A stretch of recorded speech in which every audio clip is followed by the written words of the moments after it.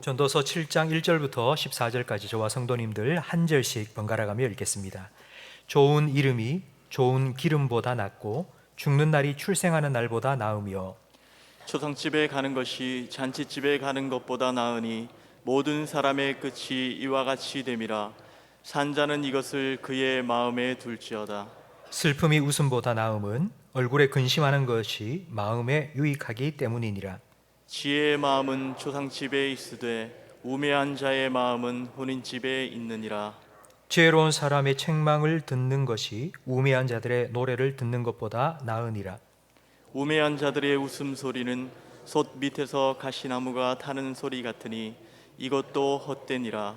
탐욕이 지혜자를 우매하게 하고 뇌물이 사람의 명철을 망하게 하느니라. 일의 끝이 시작보다 낫고 참는 마음이 교만한 마음보다 나으니 급한 마음으로 노를 바라지 말라. 노는 우매한 자들의 품에 머무름이니라. 옛날이 오늘보다 나은 것이 어찌미냐 하지 말라. 이렇게 묻는 것은 지혜가 아니니라. 지혜는 유산같이 아름답고 햇빛을 보는 자에게 유익이 되도다. 지혜의 그늘 아래에 있음은 돈의 그늘 아래에 있음과 같으나 지혜에 관한 지식이 더 유익함은 지혜가 그 지혜 있는 자를 살리기 때문이니라. 하나님께서 행하시는 일을 보라. 하나님께서 굽게 하신 것을 누가 능히 곧게 하겠느냐. 형통한 날에는 기뻐하고 공고한 날에는 되돌아보아라. 이 두 가지를 하나님이 병행하게 하사 사람이 그의 장래 일을 능히 헤아려 알지 못하게 하셨느니라. 아멘. 오늘 설교를 제가 시를 읽어 드리며 시작하겠습니다. 단풍으로 노랗게 물든 숲속에 두 갈래길이 있었습니다. 나는 두 길을 다 가지 못하는 것을 안타깝게 생각하면서 오랫동안 서서 한 길이 굽어 꺾여 내려간 데까지 바라볼 수 있는 데까지 멀리 바라다 보았습니다. 그리고 똑같이 아름다운 다른 길을 선택했습니다. 그 길에는 풀이 더 있고 사람이 걸은 자취가 적어 아마 더 걸어가야 될 길이라고 생각했던 거지요. 훗날 먼 훗날에 나는 어디선가 한숨을 쉬며 이렇게 이야기할 것입니다. 숲속에 두 갈래길이 있었다고, 나는 사람이 적게 간 길을 택하였다고, 그리고 그것 때문에 모든 것이 달라졌다고. 미국의 시인 로버트 프로스트가 쓴 시입니다. 이 시의 제목은 가지 않은 길입니다. 두 길이 있습니다. 근데 두 길 다 갈 수 있었습니다. 그런데 한 길만 가기로 선택하고 한 길은 안 가기로 선택했습니다. 그래서 이 시의 제목이 가지 않은 길입니다. 이 시는 우리의 인생을 잘 표현해 주고 있습니다. 우리 인생길에 늘 선택의 갈림길을 만납니다. 인생은 선택입니다. 선택은 다른 말로 하면 포기입니다. 양쪽 길을 다 갈 수 없기 때문에 하나를 선택한다는 것은 곧 하나의 포기입니다. 그렇기 때문에 우리에게는 늘 선택하지 않은 길에 대한 아쉬움이 있습니다. 그때 내가 그 사람을 만나지 않았더라면, 내가 그때 다른 사람을 만났더라면, 내가 그때 그 길로 가지 않고 이 길로 갔다면, 그때 내가 그 자리에 가지 않고 다른 곳에 갔다면 이라는 아쉬움이 우리에게 늘 있기 마련입니다. 근데 저는 이 아쉬움을 여백이라고 표현하고 싶습니다. 지난주 제가 말씀을 전하면서 우리 성도들의 인생은 서양화가 아니라 동양화와 같다고 말씀드렸습니다. 동양화는 먹을 갈고 붓을 먹에 묻혀서 한참 기다리다가 몇 번 슉슉슉 그리면 끝이 납니다. 그 나머지는 여백이고 동양화는 여백의 미가 돋보이는 그림입니다. 우리 인생의 여백은 내가 채울 수 없습니다. 인간은 시간과 공간 사이 어디쯤에 존재합니다. 그 모든 시간과 공간을 우리가 채울 수 없습니다. 전도서 7장 말씀에는 인생을 관찰하면서 깨닫게 된 우리가 우리 스스로 채울 수 없는 인생의 여백들에 대해 기록되어 있습니다. 먼저 1절 말씀에 보면 좋은 이름이 좋은 기름보다 낫다고 말합니다. 좋은 기름이라는 건 물질입니다. 좋은 이름이라는 것은 그 사람의 평판 그리고 그 사람의 명예입니다. 좀 더 쉽게 표현하면 사람은 얼마나 많이 가졌느냐로 평가되는 것이 아니라 그 사람이 어떤 삶을 살았느냐로 평가된다는 것입니다. 이어서 1절 하반절에 보면 죽는 날이 출생하는 날보다 낫다고 말합니다. 이 말이 태어나지 않는 게 더 낫다 이런 뜻이 아니고요. 이걸 쉽게 표현하면 이런 것입니다. 금수저로 태어난 것보다 복된 삶을 살아가는 것이 훨씬 더 낫다는 뜻입니다. 여러분, 혹시 여러분의 기억에 정말 기억에 오래 남는 그런 장례가 있습니까? 어느 장례에, 요즘은 코로나이기 때문에 장례가 있어도 우리 성도님들이 참여를 못 하십니다. 근데 여러분, 혹시 지금까지 참여하신 장례식 중에 정말 그분의 떠난 빈자리를 너무너무 안타까워하는 그런 사람들이 모인 그런 장례식 혹시 여러분 기억에 나십니까? 1절 말씀을 딱 한마디로 우리가 잘 알고 있는 속담으로 표현하자면 호랑이는 죽어서 가족을 남기고 사람은 죽어 이름을 남긴다는 뜻입니다. 그리고 2절 말씀에 보면 잔치집에 가는 것보다 초상집에 가는 것이 훨씬 낫다고 말합니다. 왜냐하면 그 초상집에 가는 것이 그 한 사람이 어떤 사람이었는지를 알 수 있는 방법이기 때문입니다. 제가 앞에서 장례식 얘기를 드렸는데요. 혹시 여러분 그런 장례식 기억에 납니까? 그리고 여러분은 어떤 사람으로 기억되기를 원하십니까?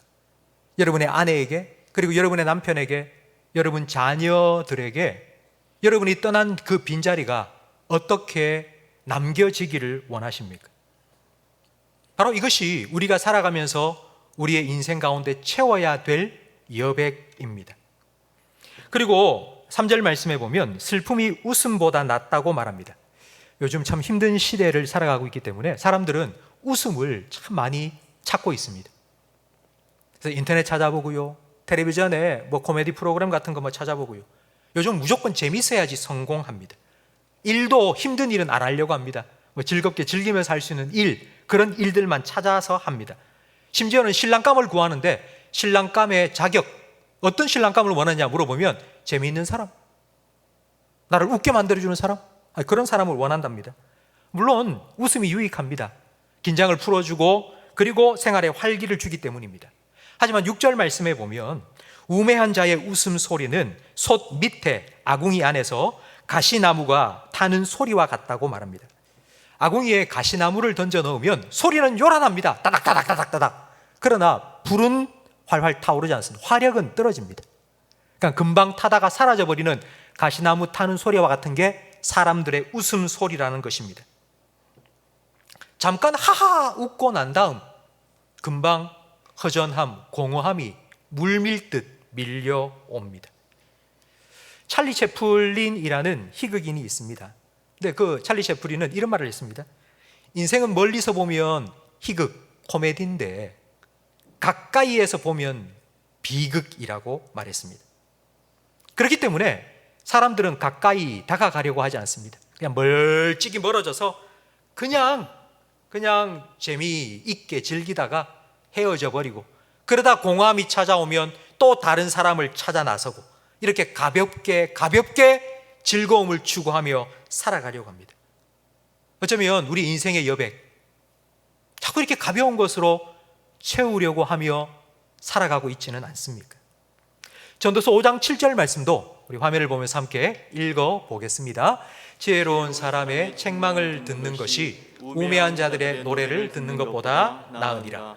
지금 책망과 노래를 대조하고 있습니다. 들으면 기분이 좋은 게 노래입니다. 그런데 들으면 기분 나쁜 게 책망하는 것입니다. 잘못한 것 지적받고 책망을 받으면 기분 좋을 리가 없습니다.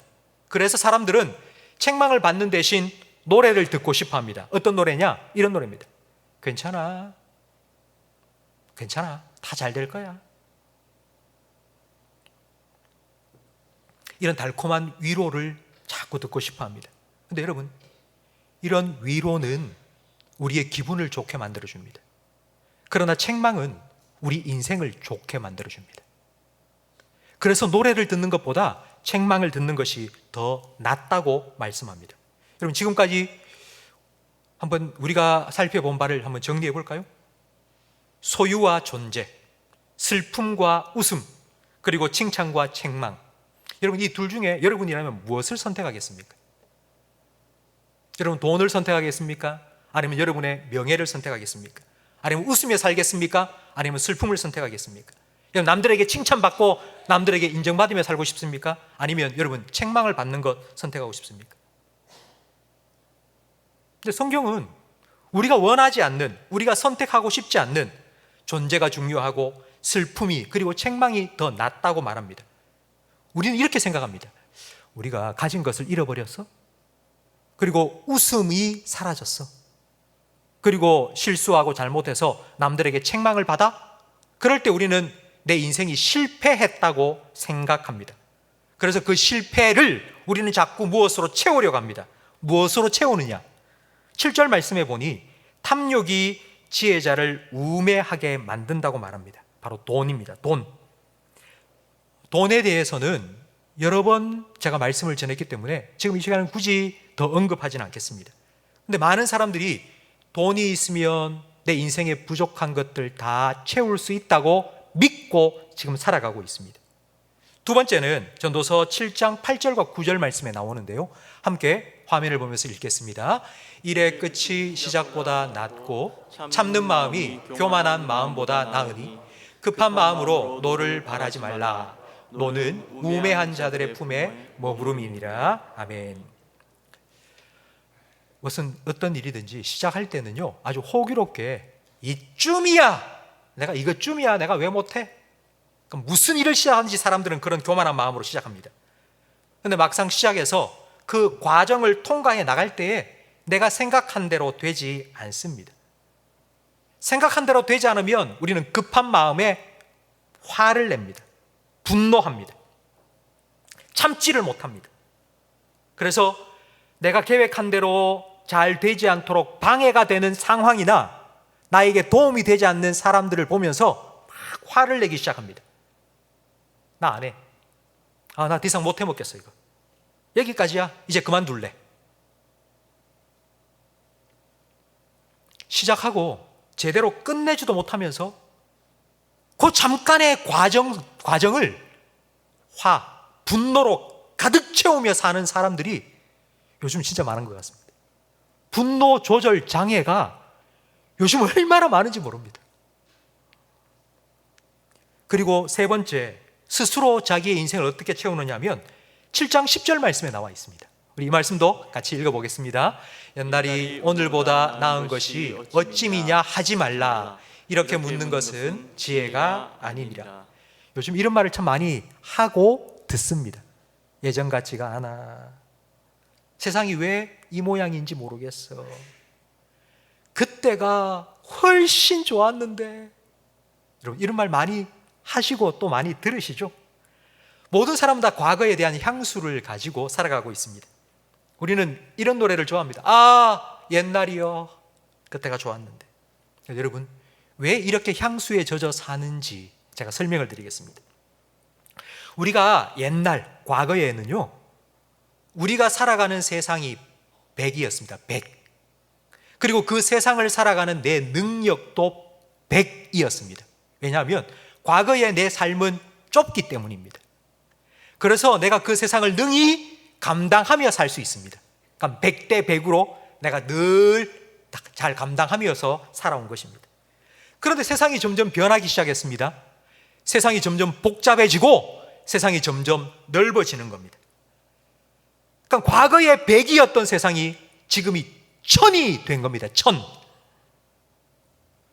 그런데 여전히 내 능력은 100입니다. 과거에는 나는 100% 감당하며 살았어요. 그런데 세상이 1000이 되고 나니 내 능력이 10%밖에 되지 않는 거예요. 그러니 우리는 자꾸 이렇게 말합니다. 그때가 좋았는데, 그때가 참 더 살기가 좋았는데 라고 말하면서 자기의 무능함을 인정하고 지금 그런 자기의 현실을 자꾸 회피하며 살아가고 있는 것입니다. 저는 이 말씀을 준비하면서 찬송가가 하나 생각났습니다. 찬송가 543장, 어려운 일 당할 때 나의 믿음 저거나 의지하는 오직 예수님. 그 후렴 가사가 생각나지 않습니까? 세월 지나갈수록 의지할 것뿐일세 무슨 일을 만나도 예수 의지합니다. 세월이 지나가면 지나갈수록 우리는 향수해졌습니다. 그때가 좋았는데, 옛날이 좋았는데. 왜냐하면 세상은 점점 커지고 세상은 변하고 있고요, 나는 변하지 않고 있으니까요. 그렇기 때문에 우리 성도들은 이 찬양을 불러야 됩니다. 세월이 지나가면 지나갈수록 의지할 것밖에 없다고. 내가 과거의 믿음이, 과거에는 내가 100이었으니까요. 그러나 지금은 내가 10밖에 안 되니까 그럼 나머지 90 주님께서 채워달라고. 내가 더 주님 의지하며 살겠다고. 성도 여러분, 주님께서 여러분의 인생 채워주실 줄 믿고 살아가시기를 주님 이름으로 축원합니다. 우리가 우리 스스로 자꾸 채우려고 하면요, 그건 바닷물을 마시는 것과 같습니다. 탐욕, 더 갈증을 일으키고요, 분노, 사람 관계를 깨뜨려버리고요, 향수, 더 인생을 공허하게 만듭니다. 그렇다면 왜 우리 인생에 이런 부족함과 연약함이 계속되는 걸까요? 나 가진 재물 없으나, 나 남이 가진 능력 없으나 공평하신 하나님이라는 찬송을 만든 송명희 시인을 여러분 잘 아실 겁니다. 송명희 시인은 뇌성마비 시인입니다. 온몸이 뒤틀려서 그냥 펜 한 자루를 겨우 잡고 시를, 찬양시를 써내려간 분인데요, 우리 한국에만 이런 뇌성마비 시인이 있는 게 아니라 일본에도 뇌성마비, 더 중증 뇌성마비 시인이 있습니다. 미즈노 겐조라는 시인인데요, 초등학교 4학년 때 그 동네에 열병이 유행을 했습니다. 그 열병에 걸려서 그 열병 때문에 열이 너무너무 나니까요, 그냥 온몸이 망가져 버린 겁니다. 그리고 열병에 나오면서 뇌성마비가 찾아왔습니다. 뇌성마비 때문에 본인의 의지로 움직일 수 있는 것 딱 신체 부위 중에 딱 한 군데밖에 없었습니다. 눈만 깜짝깜짝거리지 나머지는 움직일 수가 없었습니다. 이 겐조에 대한 사연을 들은 그 동네 교회에 미야오 목사님께서 찾아갔습니다. 그리고는 네가 아직 눈이 아직 성하니 성경 말씀을 읽어라 하며 성경책을 선물로 주었습니다. 어머니가 성경책을 펴주면 미즈노 겐조는 그 성경책을 읽기 시작한 겁니다. 성경을 읽으면서 예수님을 만났습니다. 그리고 그의 삶이 조금씩 변화되는데요, 그가 하루는 병원에 몸이 좀 안 좋아서 진료를 갔습니다. 근데 의사 선생님이 문진을 하는데 대화가 안 되지 않습니까? 그래서 의사 선생님이 이렇게 말한 겁니다. 내가 하는 말을 듣고 맞으면 맞다고 눈을 깜빡거려라. 눈을 깜빡. 그러면 예라는 거예요. 깜빡. 그때 겐조가 깨달은 게 있습니다. 아, 그래, 내가 눈을 깜빡하면 되겠다. 그리고는 집에 가서 어머니한테 계속 표현을 한 겁니다. 벽에다가 단어표, 그러니까 우리나라 말로 하면 기역, 니은, 디귿, 리을 표를 쫙 붙여놓고요, 어머니가 거기에 손가락을 가지고 쭉 하다가 미즈노 겐조가 눈을 깜빡할 때에 딱 멈춘 겁니다. 그리고 그 단어를 씁니다. 그 다음 쭉 가다가 깜빡할 때 그 단어를 씁니다. 그렇게 해서 글을 쓰기 시작한 거예요. 그래서 이 미즈노 겐조는요, 눈을 수천 번, 수만 번 깜빡하면서 시를 쓰기 시작했습니다. 그가 쓴 시 중에 하나가 괴롭지 않았더라면입니다. 제가 그 시를 읽어드리겠습니다. 만일 내가 괴롭지 않았더라면 하나님의 사랑을 받아들이지 못했을 것을. 만일 형제 자매들이 괴롭지 않았더라면 하나님의 사랑이 전해지지 않았을 것을. 만일 우리 예수님이 괴롭지 않았더라면 하나님의 사랑은 나타나지 않았을 것을.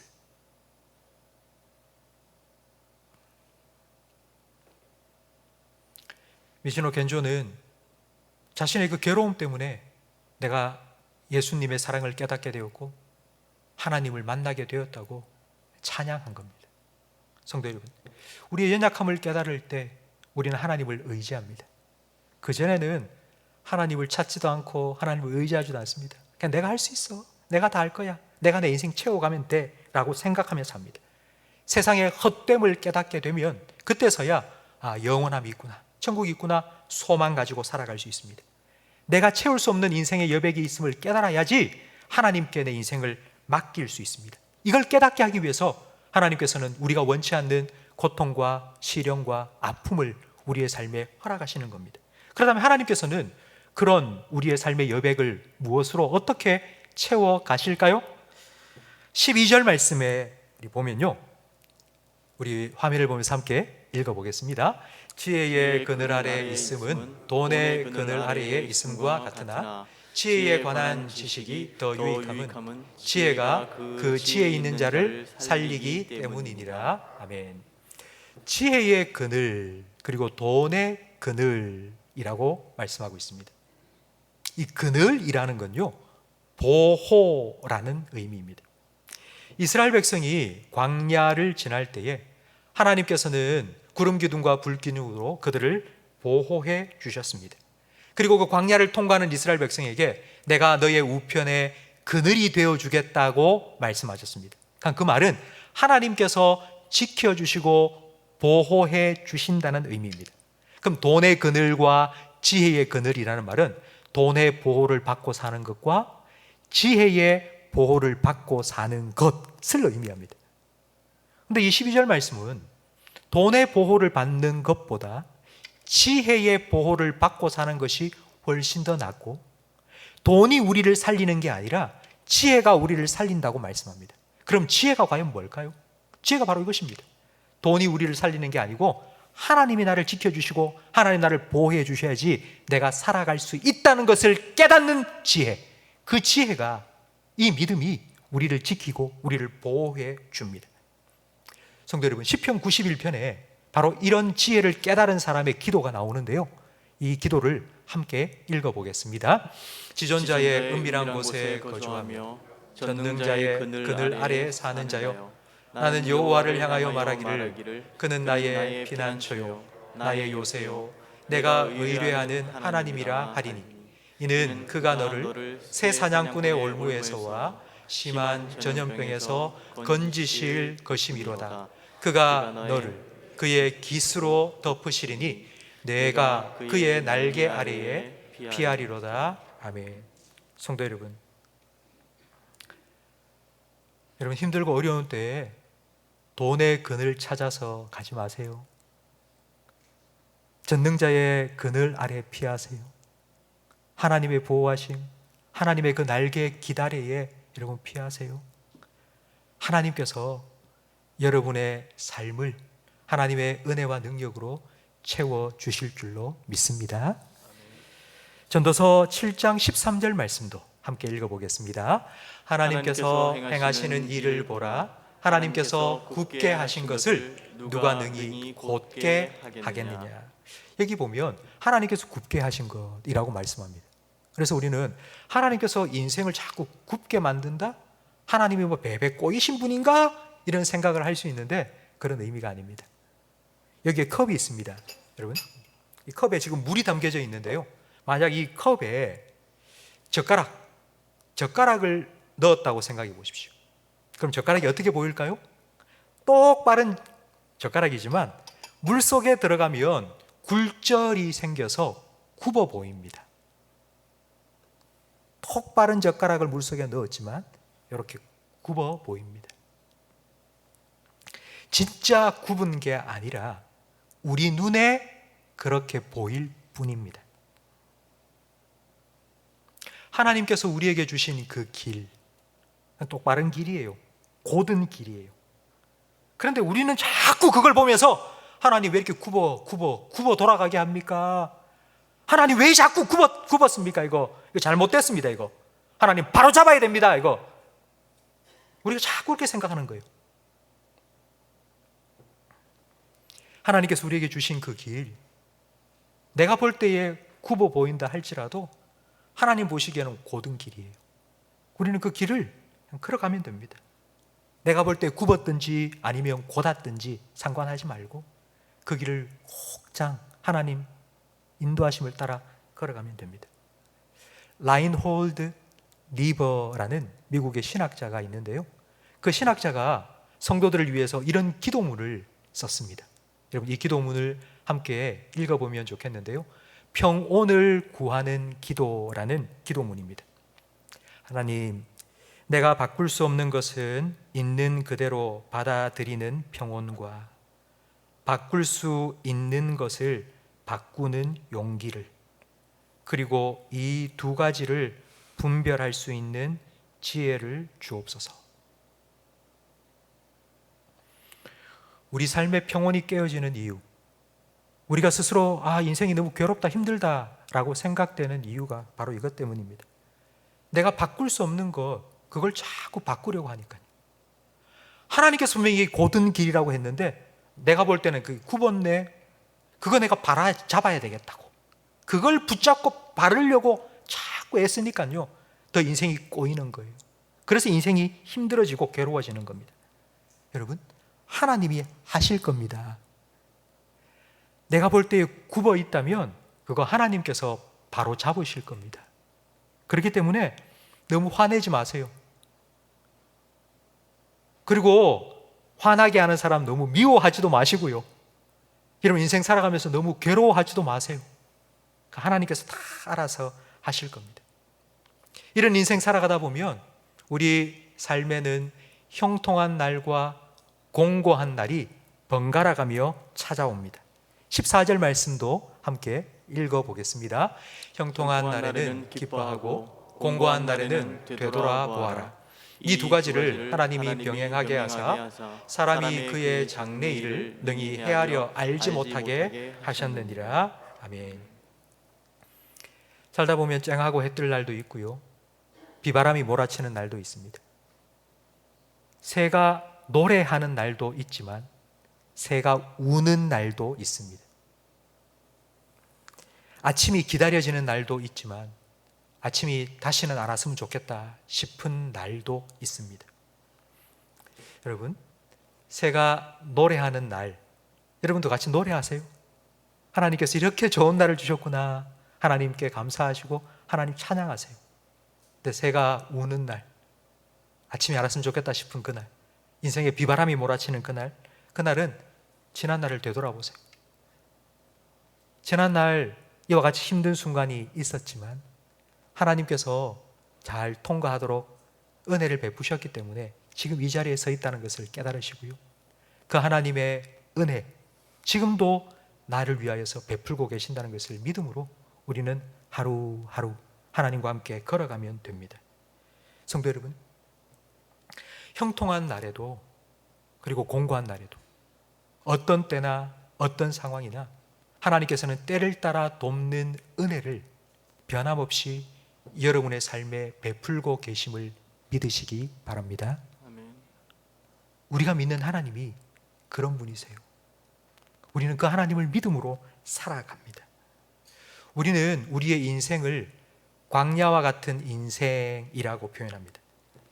우리는 지금 광야길을 걷고 있는데, 근데 많은 분들이 이 광야를 자꾸 에덴으로 바꾸려고 너무 애쓰는 것 같아요.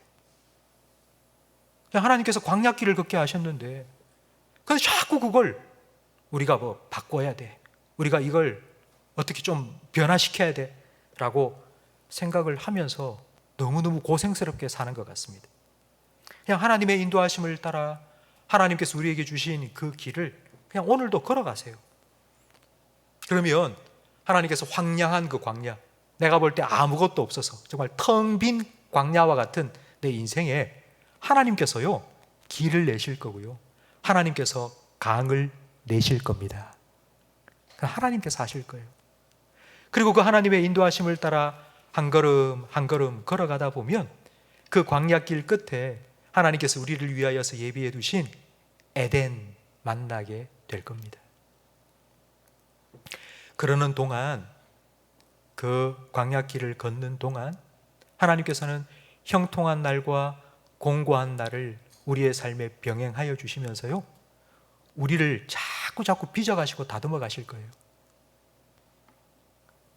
조금만 힘든 일이 있어도 아이고 한숨 푹 내쉬면서 사람에게 원망하고 하나님 원망하며 살았던 우리의 신앙, 연약한 신앙을 하나님께서는 더 단단하게 견고하게 빚어주실 거고요.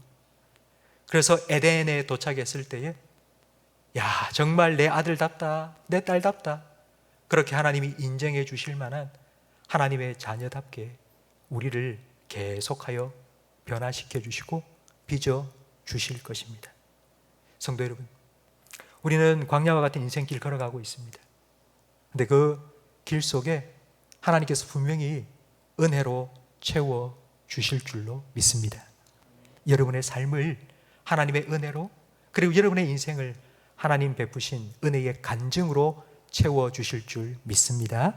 그 하나님께 온전히 맡기시고 그 하나님 앞에 언젠가 섰을 때 이것 다 하나님이 하신 거라고, 내 삶은 하나님의 은혜였다고, 그렇게 하나님께 감사하며 하나님을 높일 수 있는 저와 우리 모든 성도님들의 인생이 되기를 축복합니다.